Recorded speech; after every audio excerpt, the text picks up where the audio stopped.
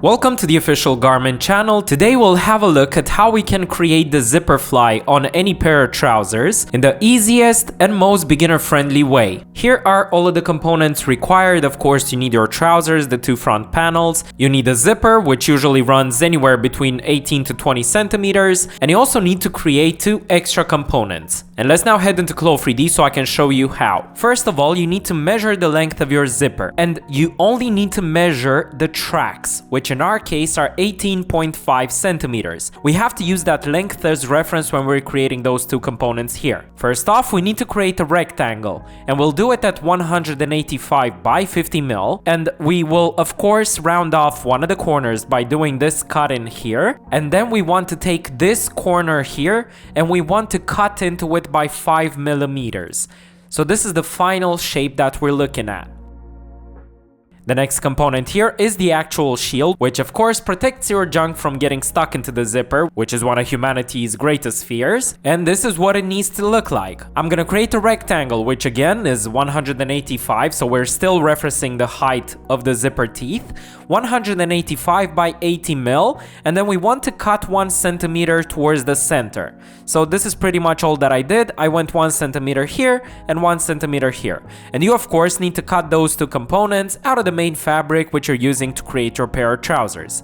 Back to the real world. This next step will help you a lot later down the line when we have to do the top stitch. You want to take the rounded corner piece which you've created previously and you want to lay it on a piece of cardboard. You want to cut the cardboard with the exact same shape that the pattern piece originally had. You want to then remove 1.2 centimeters from this side and also 5 millimeters from the top.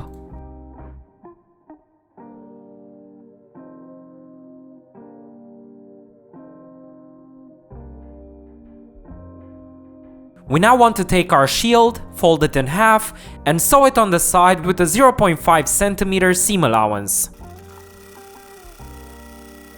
Next up, we want to grab our rounded corner piece and we want to place it, if you're doing a men's pair of trousers, on the left leg, and if you're doing a women's trousers, you want to do it on the opposite side, so the right leg. We're gonna do it on the left leg for this tutorial. After aligning it with the top and the middle where the legs meet, you want to now create two markings. One will be towards the base of the leg at 0.5 centimeters, and at the top you want to do it at 1 centimeter. So we're doing a variable seam line from 0.5 which goes all the way up to 1. A quick recap inside a cloth. This is how you align the piece. You place it on the face of the fabric. And then you want to sew it from 0.5 centimeters at the base here, and towards the top you want to extend your seam line out to 1 centimeter.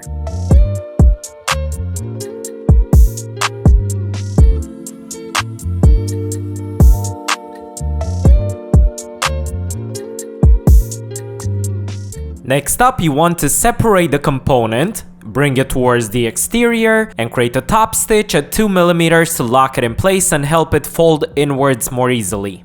Forgot to mention here, but you want to make sure that this side here is sitting exactly as it is now when you're folding this piece over. So you want to make sure that your top stitch is also coming on this side here as well as here.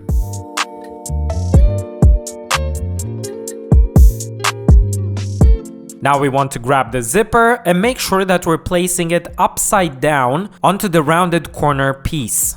Back in close, those two components are now connected with the top stitch running at 2 millimeters here. And you want to grab your zipper, bring it on top of this component here, align it with this edge of the component, take it all the way, and you want to also align it with this edge here at the bottom. And now you want to do a sewing line starting from this point here, which is in line with this end cap. And you want to take it from this point all the way to the top here.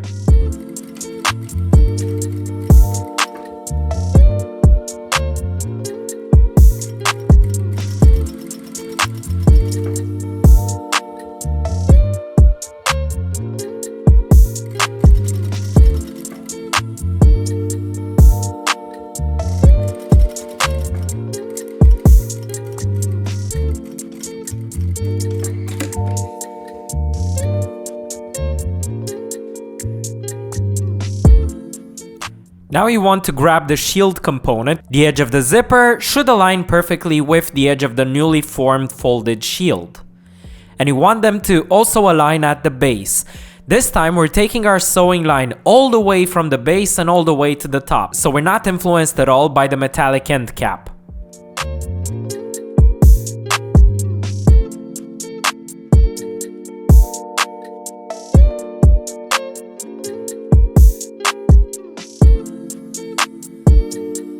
And now I think you guys will really appreciate us explaining this step inside a clo, because this is extremely tricky. First, grab your front panel and align it as such. This line, you want it to be aligned with this line here.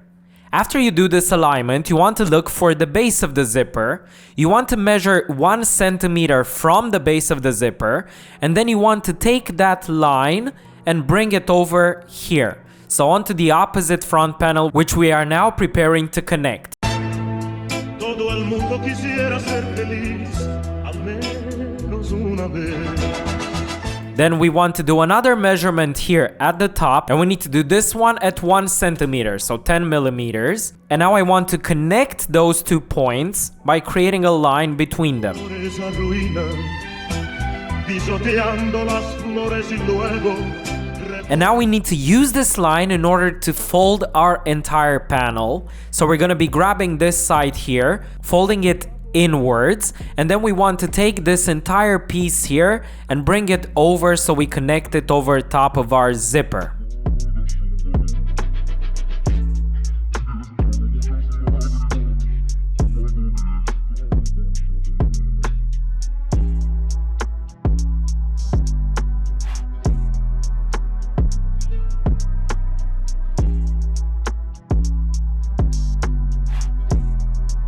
And at this point, you want it to be extending out, so it's no longer folded in. You want to use a pair of tweezers and actually fold it outward. So it's all folded in, folded in, folded in on this line. 1 centimeter at the top, 0.5 centimeter at the base, and then you want it to be extending out.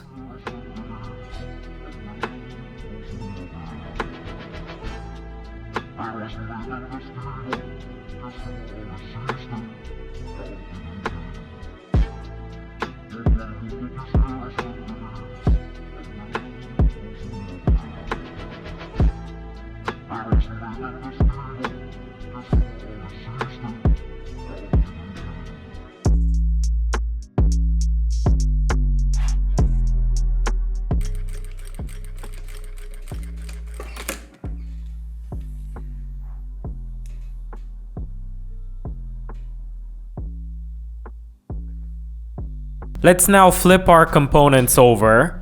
When connecting the 2 front panels with the 1 centimeter seam allowance, we want to have the end of our sewing line 0.5 centimeter below the sewing line on this side here. So imagine I'm creating a line between the two. I'm leaving 0.5 centimeter open, so 0.5 centimeter open, and then I want to connect the 2 front panels with the 1 centimeter seam allowance.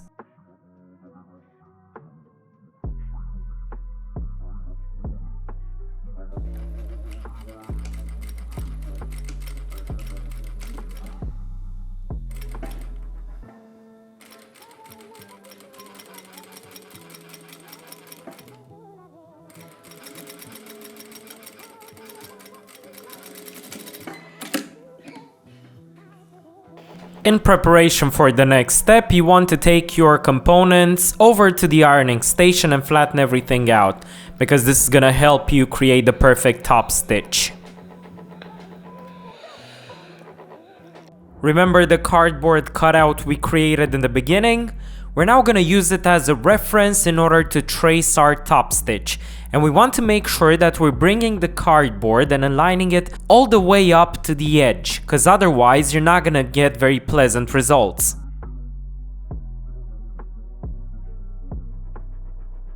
Over to the sewing machine, we want to make sure that we start from the base, and we need to do a lot of reinforcements.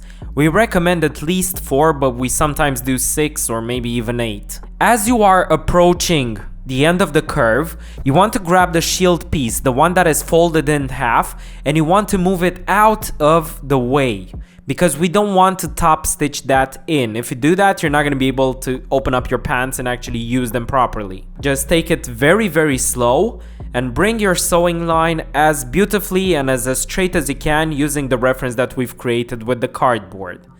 And that's pretty much gonna be it. And if you want to get access to more in-depth content, we do have a masterclass which teaches you everything there is about fashion design, and we've done it in a very similar beginner-friendly way as we have it here. And of course, we're using Clo3D as our main tool of choice when it comes to designing, but we take everything over to the atelier and explain all of the steps.